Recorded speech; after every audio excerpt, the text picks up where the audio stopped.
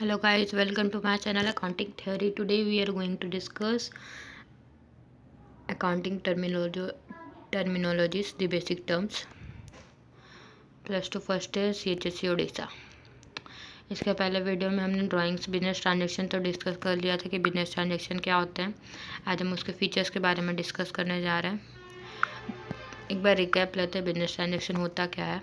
Business transaction any exchange of goods और services for cash और on credit by business with any other person is a business transaction. अगर goods या फिर services का exchange हो रहा है कैश में या फिर क्रेडिट में बिजनेस में, वो बिजनेस के लिए क्या है, बिजनेस ट्रांजेक्शन है। जहाँ पे कैश और क्रेडिट इन्वॉल्व होता है वो बिजनेस ट्रांजेक्शन है। बिजनेस ट्रांजेक्शन क्या है, एक इकोनॉमिक एक्टिविटी है जिससे बिजनेस का एक पैसा अर्न करता है। वो हमारे लिए बिजनेस के लिए बिजनेस एक्टिविटी है, इकोनॉमिक एक्टिविटी है of the business that change financial position. जिससे कि हेल्प से बिजनेस का फाइनेंशियल पोजीशंस एक्सचेंज होते रहता है। फीचर्स ऑफ बिजनेस ट्रांजेक्शन्स में आज स्टार्ट करने जा रहे हैं।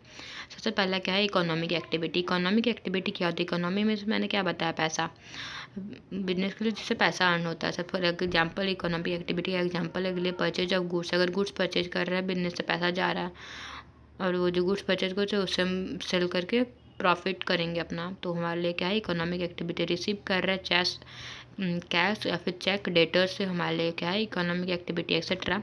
वेयर इनवाइटिंग, ये सब क्या जिसमें पैसा रिसीव करे वो हमारे लिए क्या, इकोनॉमिक एक्टिविटी जिससे हम पैसा अर्न कर रहे हैं।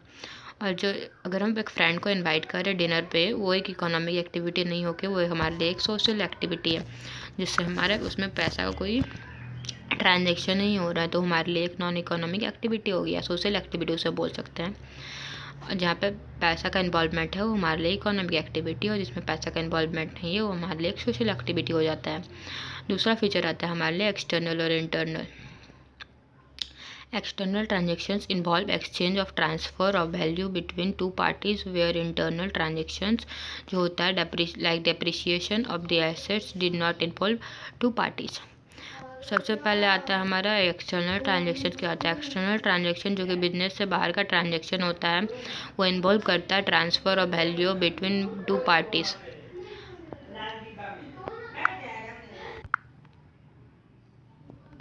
वो हमारे लिए क्या हो गया, एक इंटरनल ट्रांजेक्शन। जो बिजनेस से बाहर जो ट्रांजेक्शन्स हो रहे हैं वो हमारे लिए एक एक्सटर्नल ट्रांजेक्शन है, वहाँ पे दो पार्टीज इन्वॉल्व होते हैं।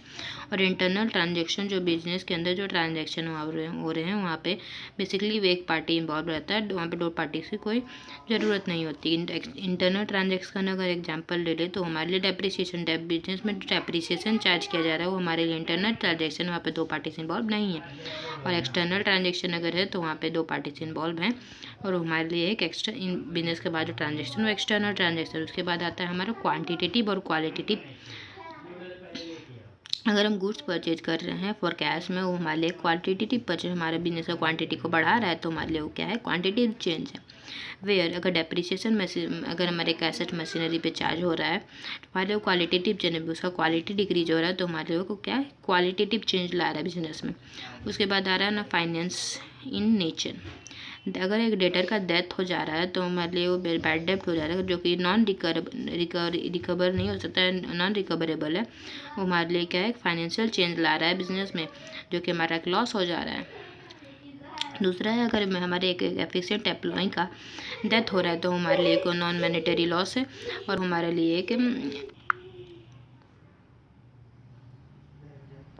स्टार्ट करते हैं फाइनेंशियल इन नेचर।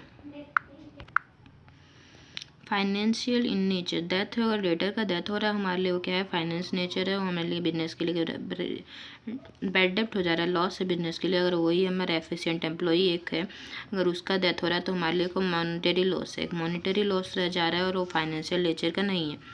इलस्ट्रेशन 1 पे जाते हैं, यहाँ पे हमें फाइंड करना है स्टेट वेदर द फॉलोइंग है बिजनेस ट्रांजेक्शन। बेसिकली मैंने जैसे आपको बताया बिजनेस ट्रांजेक्शन क्या होता है, जहाँ पे पैसा का एक्सचेंज हो रहा है वो हमारे लिए एक बिजनेस ट्रांजेक्शन है। सबसे पहले हमारा सोमनाथ स्टार्ट किया है एक बिजनेस विथ कैश ₹3 लाख। अगर वो यहाँ पे कैश का ट्रांजेक्शन हो रहा है तो हमारे लिए क्या है, ये बिजनेस ट्रांजेक्शन है। जैसे कि आप देख सकते हैं यहाँ पे लिखा हुआ है, it is a business transaction being cash being invested in the business. वहाँ पे कैश इन्वेस्ट हो रहा है बिजनेस का कैश का इन्वॉल्वमेंट है तो हमारे लिए क्या है, एक बिजनेस ट्रांजेक्शन है। दूसरा है परचेज इक्विपमेंट फॉर कैश और ₹15,000। 15,000 का हम इक्विपमेंट परचेज कर रहे हैं तो हमारे लिए वहाँ पे कैश का इन्वॉल्वमेंट है, वो एसेट हम परचेज कर रहे हैं तो हमारे लिए क्या है, बिजनेस ट्रांजेक्शन है। दूसरा है हमारा appointment of Mumtaz managers monthly salary 12,000। ममता जो है उसका मंथली सैलरी है, मैनेजर का 12,000। यहाँ पे कैश का इन्वॉल्वमेंट नहीं है, उसका मंथली सैलरी है 12,000 रुपीज़, तो हमारे लिए एक बिजनेस ट्रांजेक्शन नहीं है। अगर हम देखिए डी जो हमारा है दूसरा, paid for stationery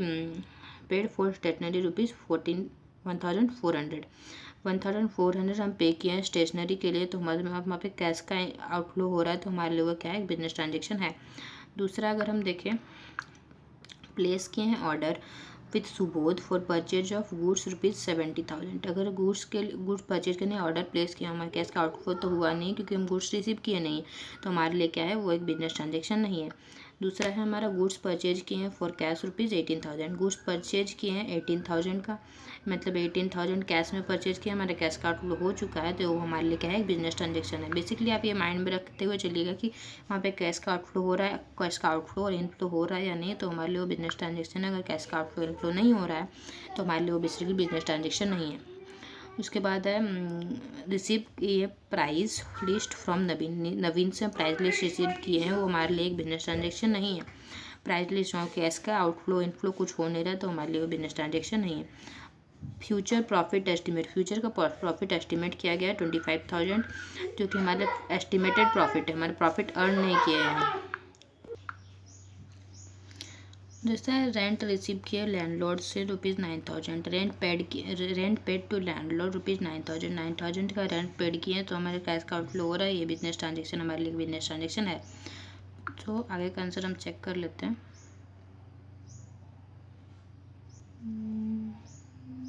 just wait, start करते। देखिए सी से हम अगर आंसर चेक कर चुके थे, आगे का आंसर मैं आपको बताती हूँ। अपॉइंटमेंट ऑफ मैनेजर अपॉइंट किया तो हमारे लिए बिजनेस ट्रांजेक्शन नहीं है, बिकॉज कि वहाँ पे देयर इज़ नो एक्सचेंज और मूवमेंट ऑफ मनी और money present when salary become due.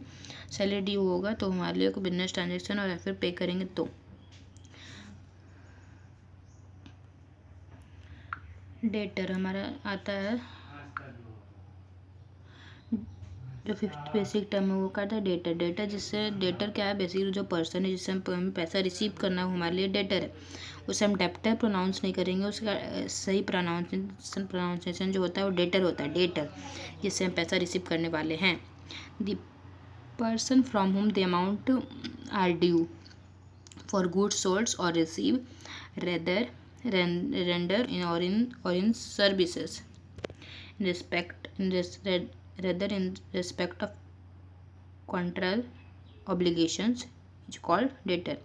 Debtor basically क्या होता है, जिससे हमें पैसा रिसीव करना है उसे हम डेटर बोलते हैं। जैसे कि मैंने गुड्स सोल्ड किया है, वहाँ पे मुझे उससे 15,000 रुपीज़ कैश रिसीव करना है, और जो कि मैं फ्यूचर में रिसीव करने वाली हूँ, तो हमारे लिए क्या है, डेटर है। जिससे मुझे पैसा रिसीव करना है वो हमारे लिए, मेरे लिए क्या है, एक डेटर है।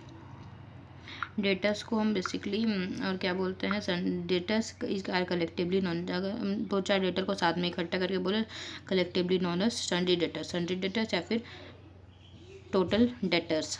The total amount due from sundry debtor is called book डेप्ट। जो टोटल अमाउंट होता है जो डेटर से हम रिसीव करने वाले होते हैं उसे हम बुक डेप्ट बोलते हैं, डेटर जिससे हम पैसा रिसीव करेंगे। और दूसरा ऑपोजिट आता है क्रेडिटर्स। क्रेडिटर्स क्या होता है, क्रेडिटर्स जिसे हमें पैसा देना है, जिसे हमें पे करना है, उसे हम रिसीव नहीं करना है, उसे हमको पे करना है। The person home amount is owned by the enterprise, जो एंटरप्राइज ओन किया है on account of goods purchase और सर्विसेज इज अवेल्ड और इन रेस्पेक्ट ऑफ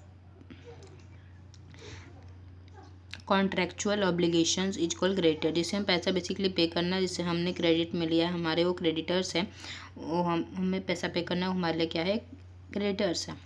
ये क्रेडिटर्स, जो हम क्रेडिटर्स को कलेक्टिवली क्या बोलते हैं, सन्ड्री क्रेडिटर्स, और उसके और बोल सकते हैं टोटल क्रेडिटर्स। हमारा टोटल क्रेडिटर्स कितना है, या फिर उससे हम और बोल सकते हैं ट्रेड क्रेडिटर्स को हम और क्या क्या बोल सकते हैं, टोटल क्रेडिटर्स या फिर sundry creditors. Total creditors, trade creditors या फिर सनडेड क्रेडिटर्स, हम क्रेडिटर्स को बोल सकते हैं।